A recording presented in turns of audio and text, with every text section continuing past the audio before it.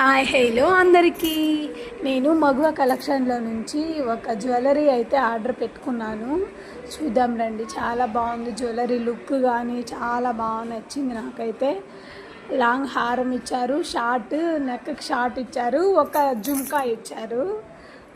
Jewellery అయితే బీభత్సంగా ఉంది. జుమ్కా చూపిస్తాను చూడండి. జుమ్కా అయితే ఇలా ఉంది. పైన లక్ష్మీదేవి, కింద జుమ్కాకి గుత్త పూసలాగా ఇచ్చారు. అక్కడక్కడ వైట్ కలరు, మెరూన్, గ్రీన్ ఇచ్చారు.